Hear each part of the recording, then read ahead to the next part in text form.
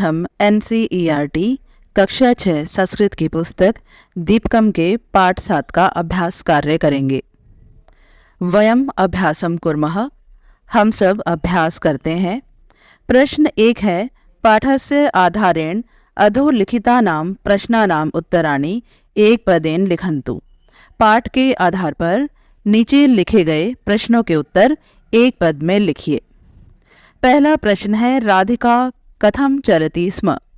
राधिका कैसे चल रही थी? इसका उत्तर है कूर्दमाना।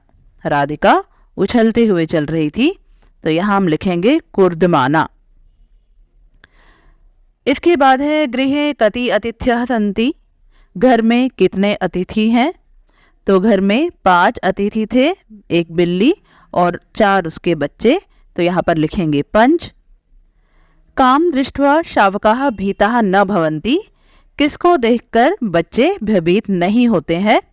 इसका उत्तर है राधिका को देखकर, तो यहाँ पर हम लिखेंगे राधिकाम। राधिकाम। इसके बाद है, मार्जार्याः कति शावकाः। बिल्ली के कितने शावक हैं? बिल्ली के कितने बच्चे हैं? तो बिल्ली के 4 बच्चे हैं, तो यहाँ पर लिखेंगे चत्वारः। राधिका मार्जार्यै किम ददाति। राधिका बिल्ली को क्या देती है? तो राधिका बिल्ली को दूध देती है, तो यहाँ लिखेंगे संस्कृत में क्षीरम। चित्रवर्णः कः अस्ति। चित्रवर्ण कौन है, अर्थात चितकबरे रंग वाला कौन है? इसका उत्तर है शबलः।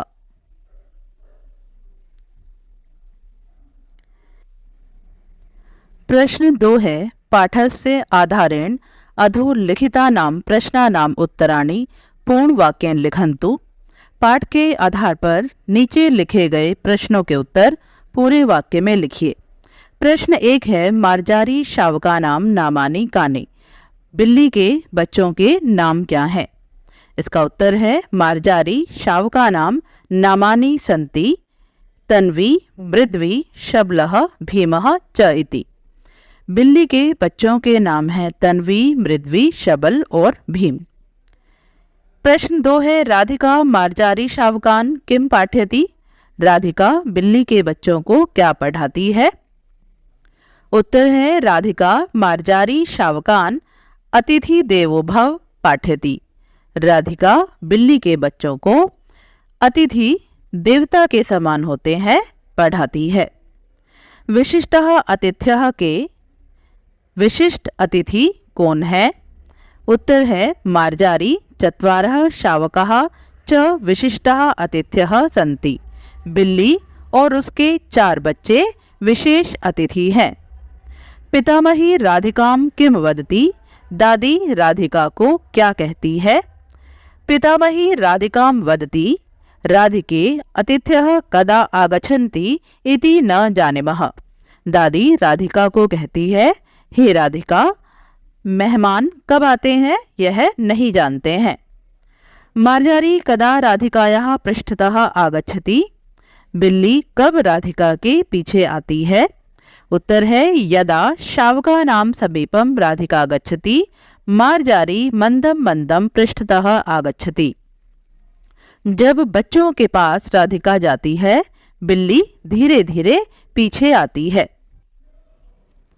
मार्जार्याः शावकाः कीदृशाः सन्ति। बिल्ली के बच्चे कैसे हैं? उत्तर है, तन्वी आकृत्या सुंदरी। तन्वी आकृति से सुंदर है। मृद्वी स्पर्शेन अतीव कोमला। मृद्वी स्पर्श से बहुत कोमल। शबलः चित्रवर्णः। शबल चितकबरा। तथा च भीमः किंचित स्थूलः अस्ति। और भीम कुछ मोटा है। इसके बाद है प्रश्न 3, अधोलिखितानां वाक्यानां प्रश्नसूचक वाक्यानि लिखन्तु। नीचे लिखे गए वाक्यों के प्रश्नसूचक वाक्य लिखिए। यथा, जैसे, लेखनी अत्र अस्ति। कलम यहाँ है। इसके लिए प्रश्न बनाया है, लेखनी कुत्र अस्ति। लेखनी कहाँ है? तो इसी तरह से जो वाक्य दिए गए हैं वाक्य, उनके हमें प्रश्न बनाने हैं। पहला वाक्य है, वृक्षः तत्र अस्ति। पेड़ वहाँ है। इसके लिए प्रश्न बनेगा, वृक्षः कुत्र अस्ति, अर्थात पेड़ कहाँ है। यहाँ पर हम कुत्र शब्द का प्रयोग करेंगे। वृक्षः कुत्र अस्ति। देवालयः अन्यत्र अस्ति, इसके लिए प्रश्न होगा देवालयः कुत्र अस्ति। देवालयः अर्थात मंदिर, मंदिर कहाँ है। नेक्स्ट है वायुः सर्वत्र अस्ति। प्रश्न बनेगा वायुः कुत्र अस्ति। इसके बाद है बालकाः एकत्र तिष्ठन्ति, इसके लिए प्रश्न हो जाएगा बालकाः कुत्र तिष्ठन्ति। इसके बाद है माता अत्र अस्ति। प्रश्न बनेगा माता कुत्र अस्ति।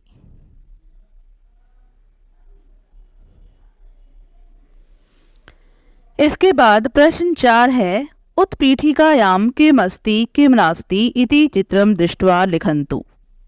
मेज पर क्या है क्या नहीं है, चित्र देखकर लिखिए। यथा जैसे उत्पीठिकायां पुस्तकम अस्ति, मेज पर पुस्तक है, यहाँ पर पुस्तक रखी हुई है तो लिखा है उत्पीठिकायां पुस्तकम अस्ति।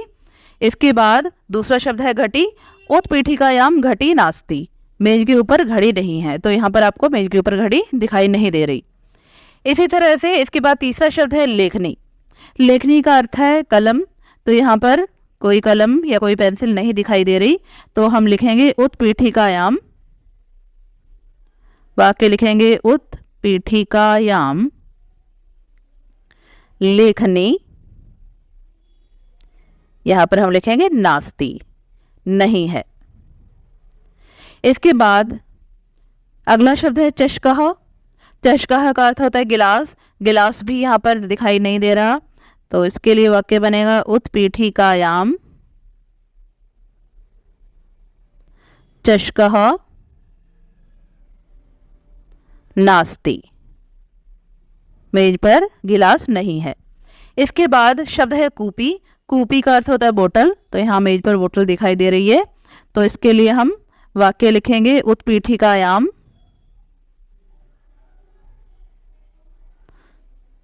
कूपी अस्ति, मेज पर बोतल है। इसके बाद शब्द है स्यूतः। स्यूतः का अर्थ होता है थैला या बैग, तो यहाँ पर ये दिखाई दे रहा है, तो हम लिखेंगे उत्पीठिकायाम स्यूतः अस्ति, मेज पर थैला है। इसके बाद शब्द है संगणकम अर्थात कंप्यूटर। कंप्यूटर भी मेज पर दिखाई दे रहा है, तो इसके लिए लिखेंगे उत्पीठिकायाम संगणकम अस्ति। इसके बाद है वृक्षः शब्द। वृक्ष नहीं है यहाँ पर, तो लिखेंगे उत्पीठिकायाम वृक्षः नास्ति। इसके बाद शब्द है फलम। फल नहीं है यहाँ पर, तो इसके लिए होगा उत्पीठिकायाम फलम नास्ति। इसके बाद शब्द है कंदुकः। कंदुकः का अर्थ होता है गेंद, तो गेंद यहाँ पर रखी हुई दिखाई दे रही है। वाक्य लिखेंगे उत्पीठिकायाम कंदुकः अस्ति। इसके बाद प्रश्न 4 है रेखा चित्रम दृष्ट्वा उदाहरणानुसारम वाक्यानि लिखन्तु। रेखा चित्र को देखकर उदाहरण के अनुसार वाक्यों को लिखिए। ये यहाँ पर एक रेखा चित्र बनाया हुआ है। देखिए यहाँ पर बीच में लिखा है कुत्र। कुत्र का अर्थ है कहाँ, और कुत्र एक प्रश्नवाचक शब्द है। यहाँ पर है अत्र। अत्र का अर्थ होता है यहाँ। यहाँ पर इसके साथ कुछ शब्द लिखे गए हैं। अत्र का अर्थ है यहाँ। तत्र। तत्र का अर्थ होता है वहाँ। यहाँ पर बीच के साथ कुछ शब्द दिए हैं। सर्वत्र का अर्थ है सब जगह है, और एकत्र का अर्थ है एक और कुतः का अर्थ कहाँ। तो यहाँ पर ये जो रेखा चित्र है, यहाँ पर अत्र, तत्र, सर्वत्र और एकत्र इन सबके साथ कुछ शब्द लिखे हुए हैं। इन शब्दों के साथ आपको कुत्र शब्द जोड़कर प्रश्न बनाना है और फिर उनका उत्तर लिखना है। जैसे यहाँ पर उदाहरण दिया है, यहाँ पर शब्द लिया है मार जा रहा, ये अत्र के साथ लिखा हुआ शब्द है, यहाँ पर है मार जा रहा। प्रश्न बनाया, मार जा रहा कुत्र अस्ति, मार जा रहा कुत्र अस्ति, बिल्ली कहाँ है? इसका उत्तर होगा मार जा रहा अत्र अस्ति, बिल्ली यहाँ है। इसी तरह से सेवकः कुत्र अस्ति, सेवक कहाँ है? अब देखिए सेवक शब्द लिखा है यहाँ पर तत्र के साथ, तो इसका उत्तर हो जाएगा सेवकः तत्र अस्ति, सेवक वहां है। तो इसी तरह से बाकी के शब्दों के भी आपको प्रश्न बनाने हैं। जैसे कि यहाँ पर पहला शब्द है छात्रः, तो आप प्रश्न बनाएंगे छात्रः कुत्र अस्ति, छात्र कहाँ है? इसका उत्तर हो जाएगा छात्रः अत्र अस्ति। इसी तरह से काकः शब्द, काकः कुत्र अस्ति, उत्तर हो जाएगा काकः अत्र अस्ति। दीपकः कुत्र अस्ति, दीपकः अत्र अस्ति। तो इसी तरह से बाकी के शब्दों के भी आप प्रश्न और उत्तर बना लेंगे। इसके बाद यहाँ से देखते हैं, तत्र से प्रश्न हो जाएगा विद्यालयः कुत्र अस्ति, उत्तर हो जाएगा विद्यालयः तत्र अस्ति। ऐसे ही गायकः कुत्र अस्ति, उत्तर हो जाएगा गायकः अत्र अस्ति।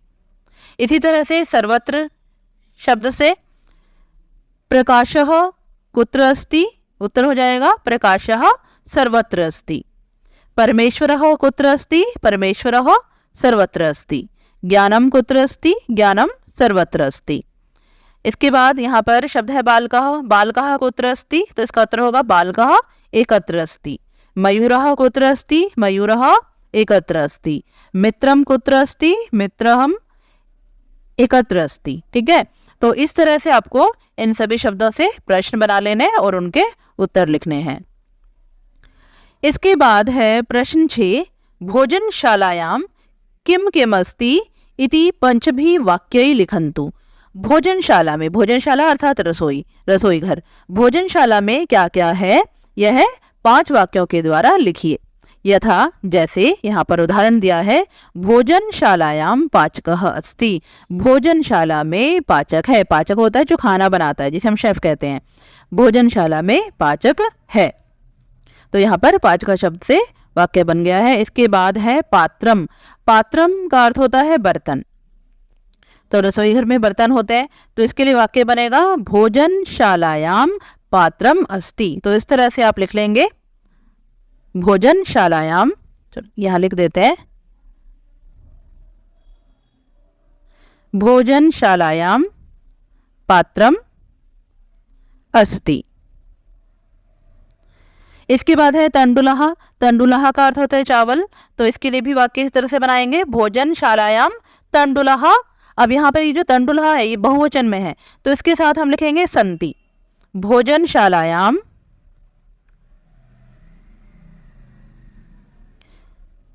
तंडुलः। अब ये तंडुलः बहुवचन में है, तो अस्ति की जगह पर यहाँ आएगा संति। भोजनशाला में चावल हैं। इसके बाद है शाकानी, शाकानी का अर्थ होता है सब्जियां, ये भी बहुवचन में है, तो इसके साथ भी आएगा संति। भोजनशालायां शाकानी संति। इसके बाद शब्द है अग्नि, तो इसके लिए वाक्य होगा भोजनशालायां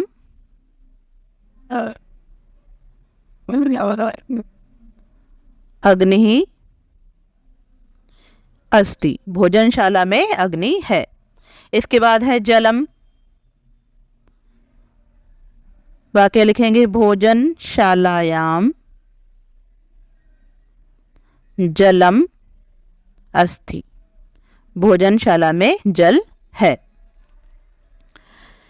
इसके बाद है प्रश्न 7, अधोलिखितेभ्य वाक्येभ्य अव्ययपदानि चित्वा लिखन्तु। नीचे लिखे गए वाक्यों में से अव्यय पदों को चुनकर लिखिए।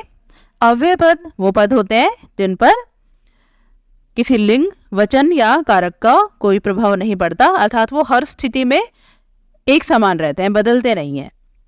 जैसे यहाँ पर पहला वाक्य है अमितः गृहात् बहिः गच्छति, अमित घर से बाहर जाता है।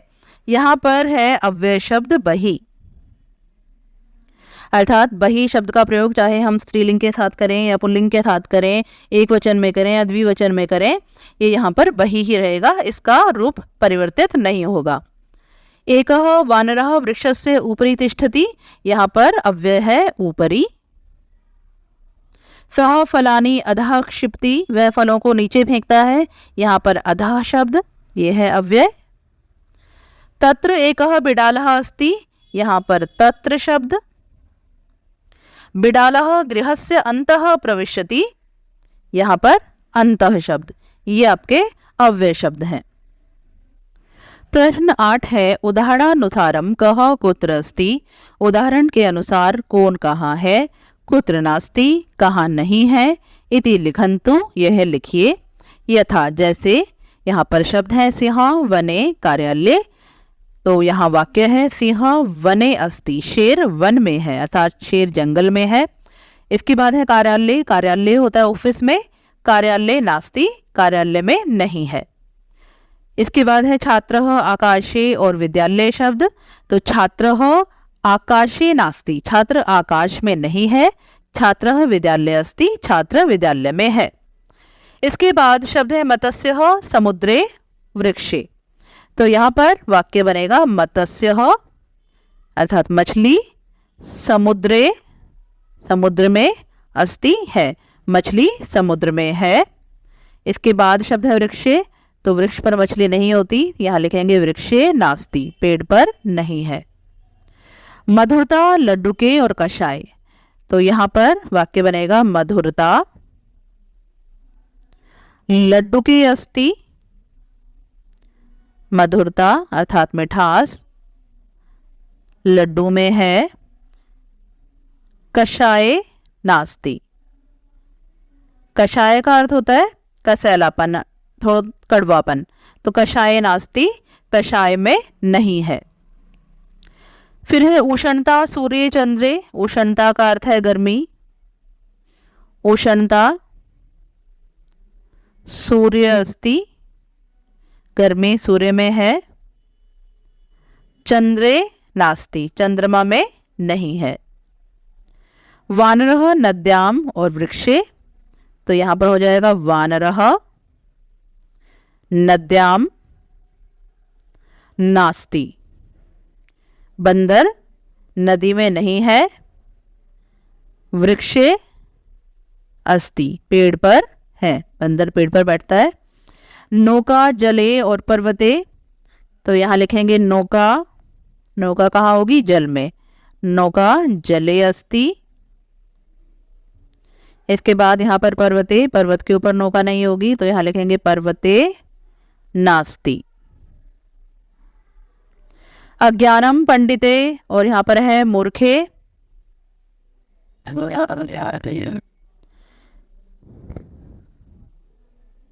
तो यहाँ लिखेंगे अज्ञानम पंडिते, अज्ञान पंडित में नास्ति नहीं है। मूर्खे अस्ति मूर्ख में है, अर्थात अज्ञान मूर्ख में होता है।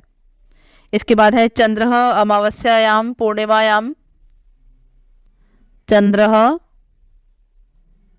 अमावस्याम अमावस्यायाम नास्ति, चंद्रमा अमावस्या में नहीं है। पूर्णिमायाम अस्ति, पूर्णिमा में है। अवकाशः सोमवासरे और रविवासरे, तो यहाँ पर होगा अवकाशः सोमवासरे नास्ति, छुट्टी सोमवार में नहीं है। रविवासरे अस्ति, रविवार को है।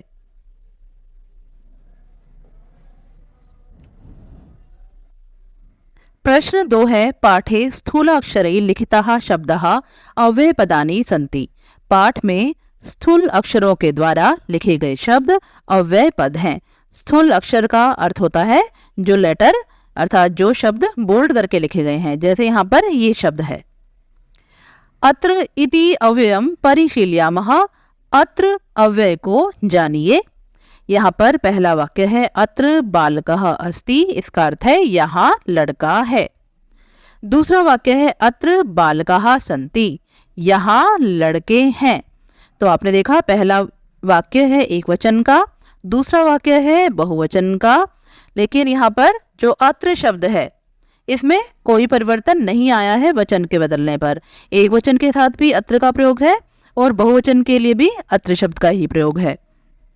तो द्वयोः वाक्ययोः अत्र इति पदे वचन भेदः नास्ति। दोनों वाक्यों में अत्र शब्द में वचन भेद नहीं है, अर्थात अत्र शब्द में वचन के अनुसार कोई परिवर्तन नहीं आया। इसके बाद वाक्य है अत्र गायिका गायति, यहाँ गायिका गाती है। अगला वाक्य है अत्र गायकः गायति, यहाँ गायक गाता है। तो जो पहला वाक्य है उसमें गायिका ये क्या है स्त्रीलिंग शब्द, और दूसरे वाक्य में गायकः ये पुल्लिंग शब्द है। फिर से देखिए यहाँ पर स्त्रीलिंग के साथ भी अत्र का प्रयोग है और पुल्लिंग के साथ भी अत्र का प्रयोग है। तो यहाँ पर लिंग बदलने पर भी अत्र शब्द में कोई परिवर्तन नहीं आया। द्वयोः वाक्ययोः अत्र इति पदे लिंग भेदः नास्ति। दोनों वाक्यों में अत्र पद में लिंग भेद नहीं है। इसके बाद है अत्र सुधाखंडेन लेखनम भवति, यहाँ चौक से लेखन होता है। अत्र गृहेषु स्वच्छता भवति, यहाँ घरों में स्वच्छता होती है। तो अब यहाँ पर देखिए सुधाखंडेन शब्द, यहाँ पर सुधाखंडेन शब्द में तीसरी विभक्ति है तृतीय विभक्ति, और गृहेषु शब्द में है सप्तमी विभक्ति। तो यहाँ पर भी देखिए अत्र शब्द में कोई परिवर्तन नहीं है, तृतीय विभक्ति के साथ भी अत्र का प्रयोग है और सप्तमी के साथ भी अत्र शब्द का ही प्रयोग किया गया है।